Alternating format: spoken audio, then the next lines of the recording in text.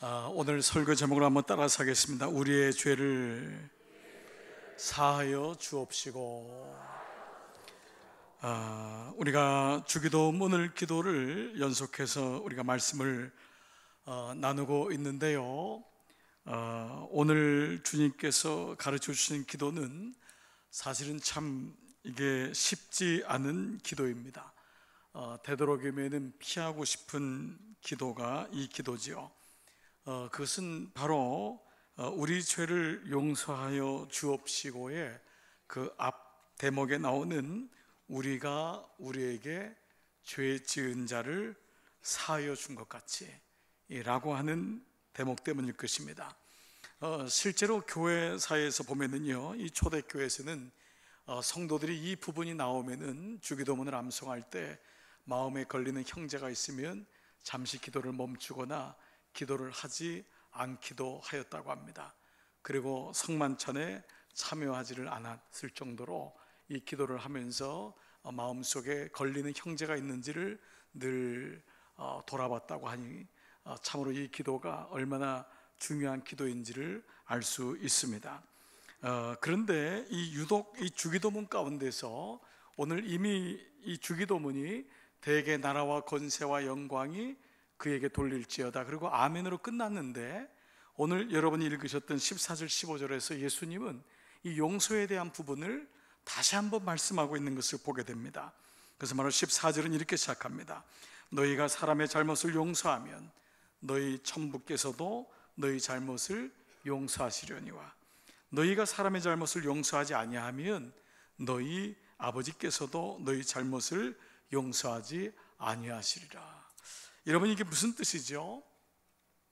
하나님, 제가 다른 사람을 용서합니다. 그러니까 용서했으니까 저를 용서해 주십시오, 이 말이죠. 그러니까 역으로 말하면은 하나님, 제가 다른 사람의 죄를 용서하지 않는다면은 저의 죄를 용서하지 말아 주십시오. 하나님, 제가 다른 사람의 허물을 덮지 않는다면 저의 허물을 덮어주지 마십시오 라고 하는 기도입니다. 그러니까 모르고 하면은 그냥 기도하지만 이 주기도문의 의미를 잘 알고 기도한다면 이 기도가 얼마나 부담스러운 기도인지를 알게 되는 것이죠. 여러분, 사실 우리 자신을 한번 양심을 돌아보면은 다른 형제를 용서한다는 것이 그렇게 말처럼 쉽지 않다는 것을 알게 됩니다. 이게 쉽지 않습니다. 오늘날 얼마나 많은 교회가 이 부분에 걸려서 아픔을 경험하고 있습니까? 예수를 잘 믿는 사람들끼리 서로 갈등하고 용서하지 못하고 등을 찌고 얼굴을 돌리는 경우들이 참 많습니다. 가정 안에서는 안 그런가요? 한 가정이라고 해서 같이 산다고 해서 용서가 되는 건 아닙니다. 남편과 아내가 30년 40년 살았지만은 용서가 되지 않은 채로 살고 있는 가정들이 적지 않습니다. 자녀들도 마찬가지 아닙니까? 부모와 자녀 가운데 살지만 아버지라 부르고 어머니라 부르고 아들이라 딸이라 부르지만은 용서가 안 되는 부분들이 우리 안에 남아있을 때가 많습니다. 그런데 이 말씀을 살펴보면은 마치 여기에는 우리가 형제를 용서하는 것과 하나님이 우리를 용서하는 것 사이에 어떤 조건적인 엄격한 비율 같은 것이 있다는, 그런 적용된다는 느낌을 지울 수가 없습니다. 마치 내가 형제를 용서하면은 하나님도 나를 용서하시고, 내가 형제를 한 번 용서하면 하나님은 나를 한 번 용서하고, 이런 식으로 말해요. 근데 정말 우리가 하나님이 이런 분이실까요? 하나님이 이렇게 조건적으로 내가 이렇게 하면은 주님이 이렇게 하시는 그런 분이실까라는 것입니다. 우리가 아는 하나님은 그런 분이 아니시잖아요. 하나님은 그런 조건부의 하나님이 아니십니다. 꺼져가는 등불도 끄지 아니하시고 그 하나님이 우리의 하나님이신데, 그런데 오늘 하나님은 유독 이 용서에 대한 부분만은 예외를 두지 않으세요. 조건을 다시는 거예요. 너가 상대방의 허물을 덮지 않으면 나도 너의 허물을 덮지 않겠다 라고 말씀하세요. 그렇다면 이것은 어떤 의미를 가지고 있을까 생각해 볼 필요가 있을 것입니다. 하나님이 유독 여기에만 조건을 다시는 이유가 무엇일까라는 것입니다. 여러분이 잘 아시는 예수님의 비유 중에서 1만 달란트 임금에게 빚진 종의 이야기가 나옵니다. 얼마를 빚졌느냐? 1만 달란트를 빚졌다는 것입니다. 1달란트가 오늘날의 액수로 20억입니다. 그러면 1만 달란트는 수십 조에 해당하는 돈입니다. 그러니까 이 말은 갚을 수 없는 만큼의 돈을 빚지고 있다는 것이에요. 도저히 갚을 수 없다는 거예요. 그런데 임금이 그 처자와 모든 소유를 다 팔아서 1만 달란트를 갚아라 라고 말씀하십니다. 그러니 이 사람이 어떻게 되겠어요? 이 사람이 도저히 갚을 수가 없으니까 임금 앞에 엎드려서 간청합니다. 그래서 할 수 있는 말이, 임금님 조금만 참아주시면 내가 어떻게 해서든지 갚아보겠다고 애원을 하지만 갚을 수 없는 거예요. 근데 놀라운 일이 생겼어요. 임금이 이 사람을 보고 불쌍한 마음이 든 거예요. 궁휼한 마음이 들어서 탕감해 주었습니다. 그러니 이 사람의 마음이 얼마나 기뻤겠어요? 뭐 하늘을 나는 것 같았겠죠. 너무 기뻤을 거예요. 임금님께 얼마나 감사했겠어요. 그래서 이 사람이 옥에서 나왔습니다. 옥에서 나오는 바로 그 길에서 자신에게 빚진 형제 하나를 만나게 됩니다. 얼마를 빚졌냐? 100데나리온을 빚졌어요. 100데나리온은 1달란트의 100분의 1입니다. 오늘날 우리가 그 환율로 하면은 1,000만 원 정도입니다. 물론 1,000만 원이 적지 않은 돈이지만은 1만 달란트에 비하면은 100데나리온은 아주 작은 것입니다. 그런데 이 종이 그 형제의 멱살을 붙잡습니다. 그리고 네가 어떻게 내 돈을 가져간 다음에 갚지도 않고 이렇게 뻔뻔스럽게 다니느냐? 그래서 멱살을 붙잡고 당장 갚으라고 합니다. 그러다 형제가 도저히 갚을 수가 없으니까 제발 참아달라고 애원을 합니다. 그러자 그를 감옥에다가 쳐 넣어버립니다. 이 일이 왕에게 들려졌어요. 그 왕이 이 사람을 불러다가 뭐라고 하느냐? 이 대목이 중요합니다. 오늘 그 대목이 마태복음 18장 32절인데요 같이 한번 읽겠습니다. 시작. 악한 종아, 내가 빌기에 내가 내 빚을 전부 탕감하여 주었거늘 내가 너를 불쌍히 여긴 것 같이 너도 내 동관을 불쌍히 여김이 마땅치 아니하냐. 내가 너를 불쌍히 여겨서 탕감해 주었으니 너도 마땅히 너 동관, 너의 친구를 불쌍히 여김이 마땅치 아니하냐라는 거예요. 그리고 왕은 노하여서 그 빚을 다 갚도록 저를 감옥에 다시 가둡니다. 근데 예수님이 이 비유의 마지막에서 뭐라고 말씀하시냐면 35절에 이렇게 말씀하세요. 너희가 각각 중심으로 형제를 용서하지 아니하면 내 천부께서도 너희에게 이와 같이 하시리라. 이게 주기도문하고 연결되는 말씀이에요. 너가 형제를 용서하지 아니하면 하늘에 계신 아버지도 너를 결코 용서하지 않으실 것이다. 물론 이 말씀은 구속사적인 의미를 가지고 있어요. 하나님의 은혜가 이같이 크다는 것을 말씀하면서 구원받은 자가 어떻게 살아야 될 것인가를 얘기하는 게 이 비유라고 할 수 있습니다. 이 비유의 한마디는 뭐냐 하면 용서받은 사람이 용서할 수 있다는 거예요. 은혜 받은 사람이 그 은혜 때문에 다른 사람의 허물을 덮을 수 있다라는 것입니다. 자, 그런데 오늘 우리가 이 말씀을 모르는 것이 아닌데도 불구하고 이 용서라는 단어를 떠오를 때마다 이것이 왜 이렇게 어렵고 심지어 어떤 사람에게는 고통스럽게까지 들릴까라는 것입니다. 지난 한 주간 저는 이 말씀을 묵상하면서 사실 이 말씀의 원리는 여기까지, 여러분 이같이 은혜를 받았으니 용서하시면 됩니다. 용서하십시오. 그리고 여러분들이 아멘하고 돌아가시면 됩니다. 그런데 사실 이 말씀이 저에게 계속해서 걸림이 되는 거예요. 우리가 모르는 게 아닌데 왜 이 말씀이 우리에게 이렇게 힘들까라는 거예요. 그리고 예수님은 유독 이 말씀의 조건부를 다루셔서 몇 번이나 얘기하시면서 너가 형제를 용서하지 아니하면 나는 결단코 너를 용서하지 않겠다라는 말씀을 이렇게까지 하실까라는 거예요. 알긴 알겠는데 쉽지 않다는 거예요. 뭔가 명확하게 잡히지 않는 듯한 느낌인 거예요. 그것은 마치 여러분 저에게 목사님 제가 이 말씀의 원리도 알고 제가 구원받은 자로서 하나님의 은혜도 알지만은 너무 힘이 들어요 라는 거예요. 어떤 분은 이렇게 얘기할 수 있을 거예요. 어디까지 용서해야 되나요? 왜 나만 용서해야 되나요? 이런 마음을 가진 사람이 있을 거예요. 여러분의 마음이 이해가 가요.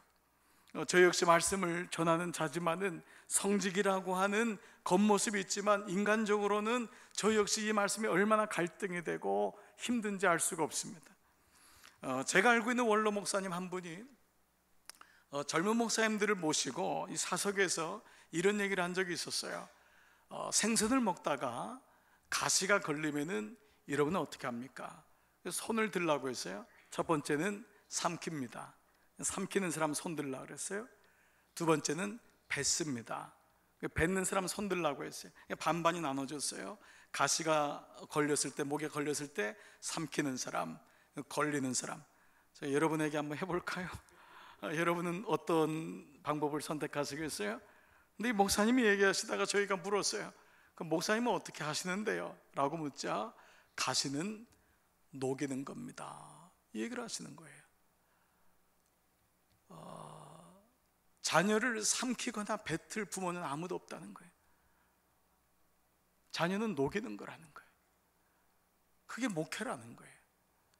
그게 예수 믿는 사람의 마음이라는 거예요. 근데 그때 제가 그 얘기를 들으면서 얼마나 절망스러웠는지 몰라요. 아무나 목회하는 게 아니구나, 아무나 그리스도를 살아간다는 게 아니구나. 우리는 쓰면 뱉고 달면 삼키는 그런 삶을 살아왔어요. 용서도 내가 원하면 하고 안 하면 안 할 수 있어요. 우리는 늘 그래서 불편함을 가지고 살고 있었어요. 그래서 이 말씀을 알고 있지만, 주기도문을 날마다 고백하지만은 사실은 이 말씀 심중에 있는 깊은 말씀을 묵상해보지 못한 채로 그저 우리는 암송하고 지나갈 때가 많은 것입니다. 여러분, 다시 이 말씀을 기억해 보십시오. 주님, 내가 다른 사람을 용서해 준 것 같이 주님 나를 용서해 주옵시고, 이것이 우리가 고백하는 기도인 것입니다. 그래서 오늘 이 용서라는 단어가 우리에게 삶에서 적용되기 위해서 두 가지 방법으로 한번 나누어서 말씀을 묵상해 봤으면 좋겠습니다. 첫 번째는 용서에 대한 외형적 차원의 적용입니다.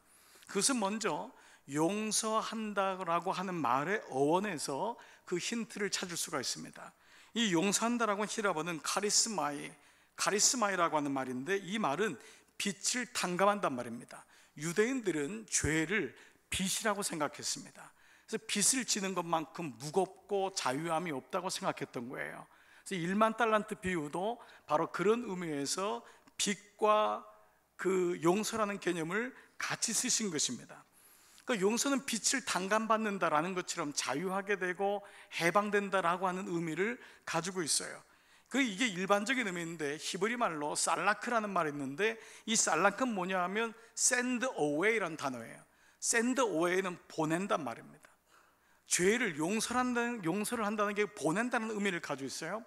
이 말씀은 레위기 16장에 보면은 이스라엘 백성들의 죄를 사함받을 때 두 마리의 염소를 잡습니다. 한 마리는 성전에서 잡고 한 마리는 아사셀 염소라고 해서 그 염소를 길거리에서 모든 이스라엘 백성의 죄를 전가한 다음에 광야로 보냅니다. 그러면 사람들이 그 죄가 더러운 것이니까 염소에게 침을 뱉고 돌을 던지고 뺐습니다. 염소가 새빨갛게 피에 물듭니다. 그럼 광야로 버려진 다음에 짐승에게 잡혀 먹힙니다. 그때 그 잡혀 먹히는 소리를 듣고 대제사장이 드디어 이스라엘 백성들의 죄가 속죄되었습니다 라고 하는 것이 대속죄일의 선포예요. 그게 바로 샌드 오웨이입니다. 양이 염소가 보내짐으로 말미암아서 구원이 임한 것이죠. 이것이 골고다 언덕의 예수님의 그림자라고 하는 것이 바로 레위기 16장에 나오는 말씀입니다. 그런데 이 말씀과 연결돼서 마태복음 1장 17절 보면은 예수님께서 제자들을 선택하실 때 이런 말씀을 하세요. 내가 너희로 사람을 낚는 어부가 되게 하리라 하시니 그들이 곧 그물을 버려두고 쫓으니라. 그들이 그물을 버려두고가 바로 용서와 똑같은 어원인 영어로는 left, 떠나보낸다 라는 의미입니다. 여러분, 이 의미가 무슨 의미일까요? 용서는 외형적으로 하나님이 우리에게 말씀하시는 게 뭐냐 하면, 힘이 들더라도, 누군가의 허물을 덮는 것이 힘이 들더라도, 누군가를 용서한다는 게 힘이 들더라도, 고통스러워도 그 사건에서 그 사람으로부터 나와야 한다는 거예요. 그래야 내 영혼이 살 수 있다는 것입니다. 양이 아깝다고, 염소가 아깝다고 붙들고 있으면 구원의 역사가 일어날 수 없습니다. 그분이 아깝다고 붙들고 있으면 예수님을 쫓을 수가 없는 것입니다. 만약에 용서하지 못한 마음이 내 안에 끊임없이 있다면 나는 결국은 그 옥 안에서 살고 있는 것과 마찬가지라는 것입니다. Send away, 보내라는 거예요. 누구께? 주님께 그 영혼을 올리라는 거예요. 내가 붙잡고 내가 그것 때문에 옥에 갇히지 말고 그때 비로소 하나님과의 관계가 회복된다는 것을 말씀하고 있습니다. 우리가 조그만 예배를 드려봐도 우리 마음속에 용서하지 못하는 마음이 있으면 벌써 예배가 잘 되지 않습니다. 예배가 껄끄러움이 있고 기도를 해도 깊이 들어가지 못하는 우리의 모습을 보게 되는 것이죠. 예수님이 오죽하면은 너희가 형제들에게 원망 들을 만한 일이 생각나거든 먼저 가서 형제와 화목하고 난 다음에 예물을 드리라 라고 할 정도로 이 용서에 대한 개념을 분명하게 말씀하고 있는 것이죠. 자, 그런데 우리가 그렇게 send away, 보냈어요. 그리고 떠났어요. 그럼에도 불구하고 용서가 되지 않는 또 하나의 이유가 있습니다. 그것은 용서라고 하는 단어 자체가 사람인 우리와는 잘 어울리지 않는 단어라는 것입니다. 죄성을 가진 우리가 용서가 안 되는 이유가 있지만 용서라는 단어가 참 어려운 단어예요. 왜냐하면 이것이 우리하고 어울리지 않습니다. 용서는 기본적으로 하나님이 우리를 용서하시는 개념으로서 우리가 이해하지 사람이 사람을 용서한다는 것은 사실 어려운 것입니다. 그래서 용서라는 단어에 접근하기 전에, 도달하기 전에 꼭 한번 거쳐야 될 단어가 있습니다. 그 단어가 바로 용납이라고 하는 단어입니다. 이것을 사도 바울이 간파하고 골로새 교회에 보낸 편지에서 이렇게 말씀합니다. 골로새 3장 11절, 누가 너에게 혐의가 있거든, 누가 너에게 잘못을 했거든, 첫 번째 뭐라고요? 서로 용납하여, 그 다음에 피차 용서하되 주께서 너희를 용서하신 것 같이 너희도 그래하라. 영어 성경에 보니까 킹 제임스 버전에요, forbearing one another, forbearing one another, 콤마, 그 다음에 시간의 차이가 있는 거예요. and forgiving one another. 먼저 해야 될 게 뭐냐면 forbearing one another, 그 다음에 and forgiving one another. 먼저 할 것이 무엇이라고요? 용납한다는 것입니다. 그래서 이 말씀에서 우리가 용서라고 하는 개념을 영어로는 forgive라고 쓰지 않습니까? for plus give, forgive라고 하지 않습니까? 근데 이 용서라고 하는 개념은 누군가를 위해서 내가 준다라는 거 하는 것입니다. 그래서 용서라는 것은 사실은 굉장히 자기 중심적입니다. 자기 주관적입니다. 내가 준다고 생각합니다. 내가 용서를 한다고 생각합니다. 그 사람이 아무리 용서를 빌어도 내가 용서를 하는 건 내가 하는 것이라고 생각합니다. 이것이 forgive입니다. 그래서 사실은 인간관계 속에서 아무리 용서가 돼도 용서를 받지 않을 때도 많고 용서를 빌어도 용서를 못한다고 하는 경우가 많이 있습니다. 그런데 사도 바울이 오늘 그 용서라는 이 forgive라는 말 전에 forbear라고 하는 용납이라고 하는 단어는, bear는 어머니가 자식을 가졌을 때, 임신했을 때 쓰는 말이 bear입니다. 그래서 이 말은 참다, 견디다 라는 의미를 가지고 있습니다. forbear는 뭐냐면 그 사람을 있는 모습 그대로 받는 것입니다. 그 사람의 있는 모습 그대로를 안아주는 것입니다. 그대로를 받아주는 것입니다. 용서는 먼저 그를 용납하는 것에서부터 시작한다는 것입니다. 어떤 사람이 저에게 이렇게 얘기합니다. 목사님, 저는 제 남편을 용서할 수가 없습니다. 그렇습니다. 여러분은 남편을 절대 용서할 수가 없는 존재입니다. 어떻게 여러분이 뭐라고 남편을 용서할 수 있습니까? 나는 내 자녀를 용서할 수 없습니다. 여러분, 자녀나 남편이나 가족은 용서의 대상이 아니에요. 용납의 대상이에요. 우리는 많은 부분 속에서 나는 용서를 못한다고 합니다. 나는 그 사람을 용서를 못하겠어요, 목사님. 우리가 많은 부분에서 용서를 못한다고 하지만 사실 내가 누군가를 용서할 수 있는 사람은 아무도 없습니다. 고린도전서의 13장에 보면은 사랑이란 무엇이냐에 대한 말씀이 나옵니다. 젊은 부부들에게 물었습니다. 사랑이 뭡니까? 목사님, 사랑은 황홀한 것입니다. 사랑은 아름다운 것입니다. 사랑은 에로틱한 것입니다. 사랑은 예쁜 것입니다. 그 만나는 사람마다 사랑에 대해서 얼마나 많이 얘기합니까? 그런데 성경에서 말하는 사랑은 첫 번째 단어가 뭐죠? 오래 참고입니다. 사랑은 오래 참는 거래요. 육체의 사랑도 오래 가지 못합니다. 사랑은 오래 참는 거래요. 오랫동안 참아주는 것이 사랑이라는 것입니다. 궁율의 마음이 임하는 것입니다. 그래서 용납에 대한 마음을 가지고 기도할 때 비로소 우리는 용서라고 하는 단어의 끝자락을 붙잡을 수 있는 데까지 갈 수 있습니다.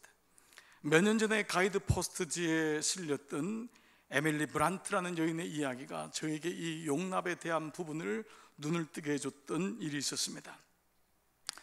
에밀리는 불행하게도 어렸을 적부터 어머니와의 관계가 좋지 않았습니다. 어머니는 10대에 에밀리를 낳았고 미혼모로 에밀리를 기르게 되었습니다. 게다가 알코올 중독으로 마약으로 젊은 시절을 보냈습니다. 그러다가 어머니는 다른 남자와 동거를 하기 시작했고 어린 에밀리를 떠나게 되었습니다. 그러다가 다시 그 남자와 헤어지고 에밀리가 직장 생활을 하고 있을 무렵 다시 에밀리를 찾아왔습니다. 그러니 얼마나 상처가 컸겠습니까? 그 미움이 얼마나 컸는지 집에 어머니 들어오는 문소리만 나도 위가 뒤틀릴 정도의 느낌을 받았다고 에밀리는 얘기합니다. 그 후 결혼도 하였지만 어머니에 대한 증오의 마음은 시들지 않았습니다. 그러던 무렵 에밀리는 교회에 나가게 되었고 예수님을 자신의 구주로 영접하면서 신앙생활을 시작했지만 별다른 진보가 없는 자신을 발견하게 됩니다. 예배도 드리고 성경 공부도 하고 치유 클래스도 들어가고 개인적인 상담도 받았지만은 여전히 해결되지 않은 어머니와의 관계가 자신의 발목을 붙잡고 있다는 것을 알았던 것입니다. 그런데 그녀는 이러한 과정에서 그녀는 자신이 어머니를 용서하는 것에 대한 일종의 어떤 대가를 기대하고 있다는 것을 깨달았습니다. 즉 자신은 나름 어머니를 마음으로 용서했는데 어머니는 전혀 변화가 없다는 것에 대한 분노가 있었어요. 최소한 내가 이렇게 용서를 한다면 이러한 모습으로라도 미안하다고 하고 반응을 해야 되는데 그렇지 않은 어머니의 모습이 너무너무 속상했던 거예요. 사람이라면 이럴 수가 없는데 그 마음속에 용서를 하고 싶은 생각이 사라지기 시작했습니다. 최소한은 바꿔야 되는데 어머니는 그대로였고 아니 예전보다 더 심하게 보일 때가 많았습니다.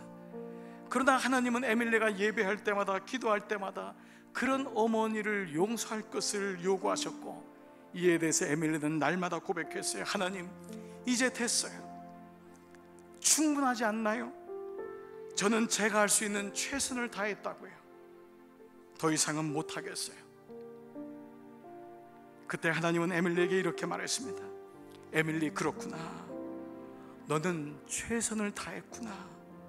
그런데 진정한 사랑은 최선이 아니라 엄마를 있는 그대로 받아주는 거란다. 내가 너를 있는 모습 그대로 받아준 것처럼. 사실 에밀리도 젊은 시절 낙태를 하고 에밀리도 젊은 시절 약물에 빠져 살았다가 주님을 알게 됐었어요. 어머니를 낙심하고 어머니를 비관하고 지공했지만 자신의 모습 속에서 어머니의 모습이 있는 것을 보면서 견딜 수가 없었던 거예요. 이후 예배드리는 어느 날 문득 어머니의 지난 시간이 이해가 되기 시작했어요. 10대에 덜컥 임신한 어머니의 불안해하고 어쩔 할 줄 모르는 그 모습이 보이기 시작했어요. 어린 자신을 안고 골방에서 울고 있는 어머니의 모습이 보이기 시작했어요. 술로 마약으로 그 고통을 이기려고 하는 어머니의 절규가 들리기 시작했어요. 어린 자기를 놔두고 집을 떠날 수밖에 없었던 어머니의 모습이 보이기 시작했어요. 얼마나 두려웠을까, 얼마나 힘들었을까. 그리고 자신이 날마다 하나님 앞에 어머니를 용서해달라고 했던 그 기도가 또 한편에서는 결코 용서할 수 없다고 했던 자신의 모습이 얼마나 자기 중심적인 기도였던지를 알게 되었던 것입니다. 그리고 그는 어머니의 신발을 신어보기 시작합니다. 그리고 어머니에 있는 마음을 그대로 받아주기 시작합니다. 그랬던 에밀리 그녀가 이렇게 얘기합니다. 여러분, 용서란 먼저 그 사람을 용납해 주는 것이었습니다. 그리고 그를 온전히 주님께 올려드리는 것이었습니다. 제 힘으로는 용서가 될 수 없었습니다. 그때 저와 어머니 사이에 주님의 용서가 일어났습니다. 베드로가 언제까지 몇 번이나 용서할 수 있나요?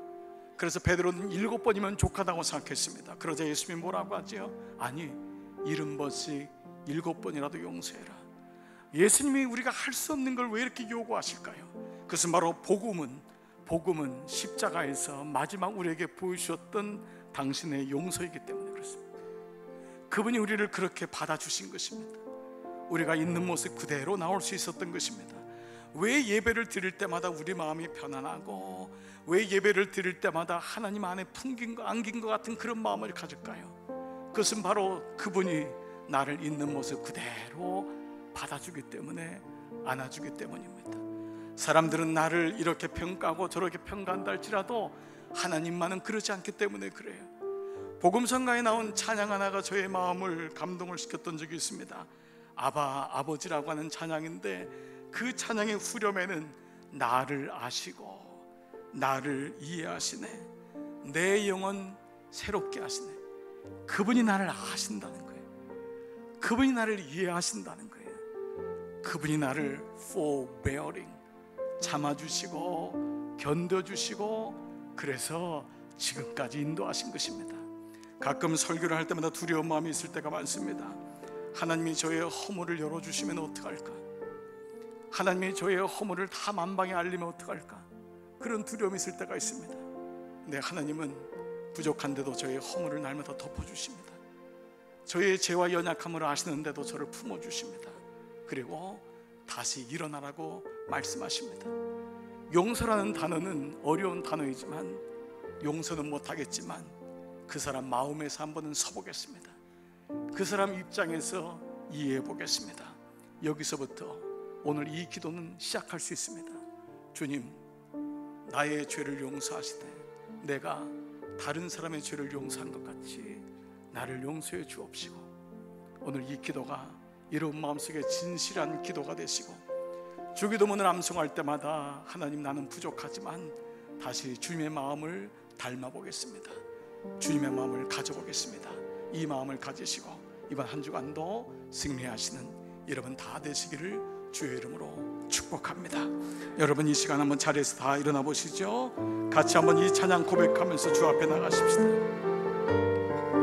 아바 아버지, 아바 아버지, 아바 아버지, 아바 아버지, 나를 안으시고 바라보시는 아바 아버지, 아바 아버지, 아바 아버지, 나를 도우시고 힘주시는 아버지, 주는 내 마음을 고치시고, 주는 내 마음을 고치시고, 나의 볼 수 없는 상처를 만지시네. 나를 아시고 나를 이해하시네. 내 영혼 새롭게 세우시네. 아바 아버지, 아바 아버지, 아바 아버지, 나를 안으시고 바라보시는 아바 아버지, 아바 아버지, 아바 아버지, 나를 도우시고 힘주시는 아버지, 주는 내 마음을 고치시고, 내가 볼 수 없는 상처를 싸매주시고, 볼 수 없는 상처 만지시네. 나를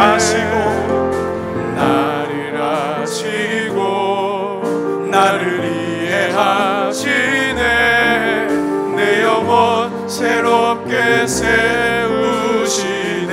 주는 내 마음을 고치시고 볼 수 없는 상처 만지시네. 나를 아시고 나를 이해하시네. 내 영혼 새롭게 세우시네. 나는 하나님을 예배하는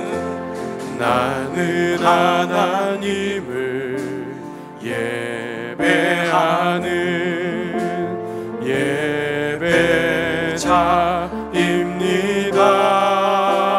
내가 서 있는 곳 어디서나 하나님을 예배합니다. 내 영혼 거룩한 은혜를 향하여 내 마음 완전한 하나님 향하여 이곳에서 바로 이 시간 하나님을 예배합니다.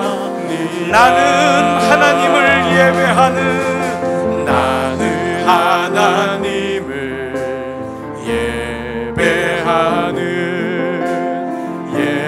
예배자입니다. 내가 서 있는 곳 어디서나 하나님을 예배합니다. 내 영혼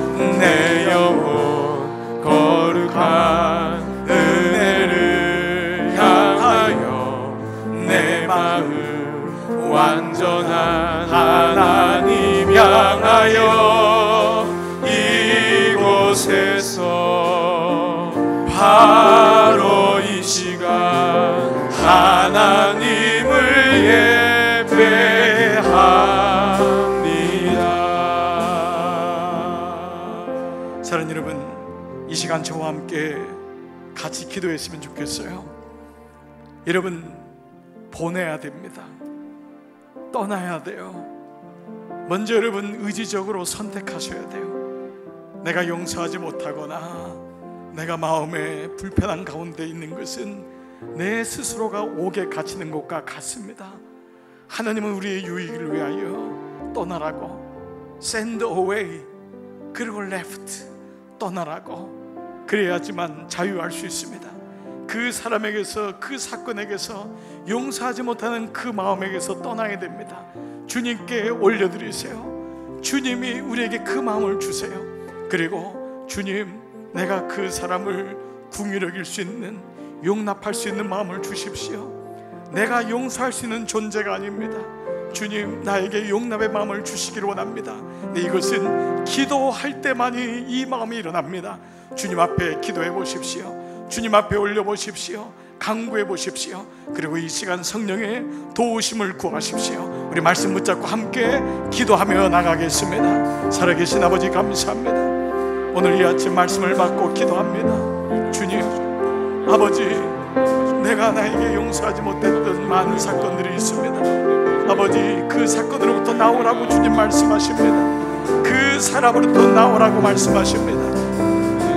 마음에 돌덩이를 얹고 살고 있고, 마음의 불편함과 마음의 심히 쪼임과 두려움을 가지고 아버지 살고 있을 때가 많음을 고백합니다. 아버지 도와주십시오. 아버지 붙잡아 주시기를 원합니다. 내 마음속에 아버지 용서의 마음은 되지 않더라도 주님, 내가 그를 용납하고 아버지 내가 그를 받아들입니다. 내가 있는 모습 그대로 주를 받아들이고 아버지 그의 신발을 신어보고 아버지 앞에 나갑니다. 주님, 나는 예배자입니다. 하나님의 자녀입니다. 언제까지 이 마음에 잡혀서 이 마음에 얽혀서 살 수가 없음을 고백합니다. 오늘 예배 나온 사랑하는 종들에게 하나님의 자유함과 기쁨이 있게 하시고 노임받은 기쁨이 우리 가운데 있기를 원하옵고 기도합니다. 그가 누굽니까? 부모입니까? 배우자입니까? 아들입니까? 자녀입니까? 친구입니까? 그가 누구입니까? 나오라. 그에게서 나오고 그의 허물로부터 나오고 그를 정죄하는 것부터 나오고, 아버지 마음의 심히 우겨싸임을 당하고 마음의 심히 눌림을 당할 때에 이제는 자유하게 하시는 아버지, 오늘 하나님의 마음을 가지고 그를 바라봅니다. 주님, 그를 주 앞에 높입니다. 주님, 그를 궁유롭게 주시고 주의 마음으로 덮어주시기를 원하고 기도합니다. 오늘 예배드리는 종들마다 이 마음으로 덮어주시옵소서. 우리 교회 안에, 사랑하는 가정 안에 하나님 불쌍히 여기는 마음, 궁일히 여기는 아버지의 마음을 주셔서 온전히 주를 바라보고 내 마음으로는 되지 않지만 주의 마음으로 기도하면서 주 앞에 나갈 때 궁일히 여기시는 주님, 주의 은혜가 우리 가운데 넘치게 하시고 내 영혼이 주님을 향하여 온전하게 세움받게 하여 주시옵소서. 내 영혼 거룩한 은혜를 향하여 내 마음 완전한 하나님 향하여 지곳에서 지금 이 시간 하나님을 예배하니 내 영혼 거룩한 은혜를, 내 영혼 거룩한 은혜를 향하여 내 마음 완전한 하나님 향하여 이곳에서 바로 이 시간 하나님을 예배합니다. 하나님을 예배합니다. 하나님을 예배합니다.